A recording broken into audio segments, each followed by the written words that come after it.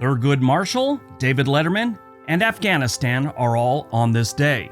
Welcome back to On This Day. Today's date is August 30th, 2022. It is the 242nd day of the year. We got 123 days left. It is the 35th Tuesday in the 36th week and the 71st day of summer. 23 days left until fall. And I got 35 days left till I'm on a cruise again. If today's your birthday, you are a Virgo. Today is National Beach Day. National Beach Day on August 30th celebrates all the sandy beaches across the nation. It also provides an opportunity to help keep those relaxing places clean so we can continue to enjoy them long into the future. I've always been a big proponent of cleaning the beaches and cleaning the oceans. In my youth, I belonged to a group called the Surfrider Foundation. Used to donate money to them. It was all about cleaning up the Santa Monica Bay where Los Angeles is and where I grew up, Redondo Beach. Clean your beaches, everyone. Whether we spend time on the beaches of the ocean, the lakes, the rivers, they provide recreation all summer long. Swimming, water sports, and sunbathing are just a few of the relaxing things that come to mind when you think about the beaches. You can also go down there and play with a Frisbee. Do you know what a Frisbee was called originally? It was called a Pluto platter, and it didn't really sell. When they brought it back on the market, they changed the name, and it started selling. Became a phenomenon of the 60s and 70s. All right, let's see what else August 30th has given us. 1862, the American Civil War, the Battle of Richmond. Confederates under Edmund Kirby Smith rout Union forces under General William Bull Nelson.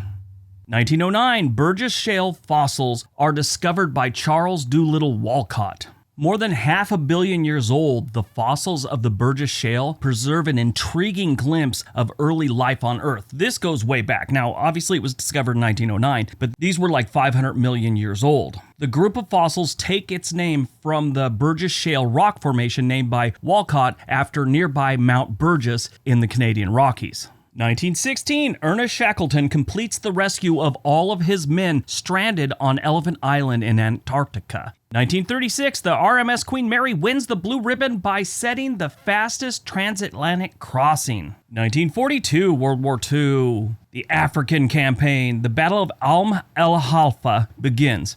This was really interesting. So, Panzer Army Africa, led by Rommel, decided they wanted to surround the British 8th Army and just bring them to their knees and take over Cairo, which would lead to them controlling the Suez Canal. They already controlled most of the Mediterranean. This would make sure no other supplies could get into the Mediterranean by sea.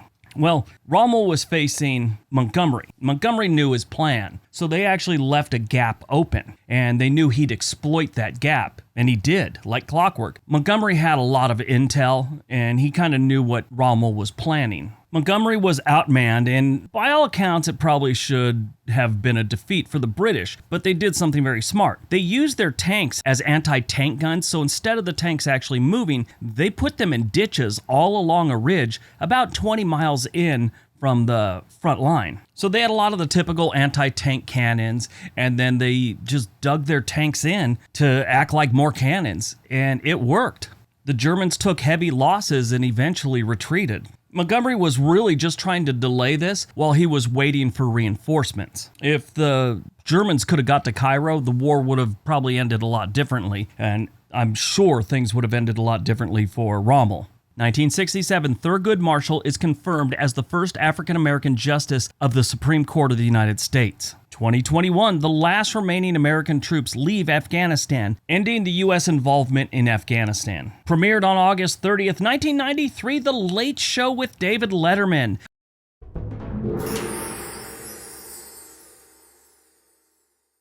David Letterman was on TV with a couple different things before this. Now, he was with NBC for a very long time, and when Johnny Carson stepped down, he was supposed to take over for Johnny Carson. That was always the plan. His show came on right after Johnny Carson for many years. And instead, as he was getting ready to do this and take over, they decided to go with Jay Leno, and it turned into this whole to-do, and it was just a backstabbing type of thing. David Letterman and Jay Leno had known each other for decades. They both came up around the same time doing stand-up comedy. Back when they were, broke and hurting, they knew each other. David Letterman says he never really liked Jay because he always thought Jay was a backstabber, and this kind of reinforced it. Now, I've always been a big David Letterman fan. I love David Letterman. I've watched his shows, all of them, for years. Matter of fact, my other channel is a top 10 list channel because of David Letterman. I always loved the whole format of a top 10 list as comedy. I thought it was great. Anyway, the way they kind of ripped off David Letterman sent him over to CBS. There was a lot of drama that was involved in this. I read a whole thing on it in Entertainment Weekly years ago. Then there was a movie on HBO about it. But the gist of it was, like I'd said, David Letterman was promised this, and for some reason, these executives decided to go with Jay Leno. Well, after they gave it to Jay Leno, his agent, whose name was Helen Kushnick, she apparently went power hungry and started doing all kinds of weird stuff, and they almost fired Jay Leno within a year after getting the show, and they're trying to get a hold of David Letterman to maybe take over. And there was this whole back and forth thing where eventually Jay Leno had to fire his agent, who had been his agent since he started. If you have HBO, they have that show on there. It's called The Late Shift, and it came out in '96. Oddly enough, the same year Helen Kushnick died. Watch that. Kathy Bates plays her, and she kind of steals the show. She turns into a total villain. I don't know if this woman was half as bad as Kathy Bates made her look, but if she was a quarter of it, she was a horrible person. Born on August 30th, 1960, Gary Gordon, U.S. Army Sergeant remembered for his bravery in protecting those on board the downed Black Hawk helicopter in the 1993 Battle of Mogadishu. He received a posthumous Medal of Honor for his actions in 1994. When the helicopter went down, they were about to be overrun, and him and another Army sniper, Randy Sugart, requested to be dropped down to help the downed pilots.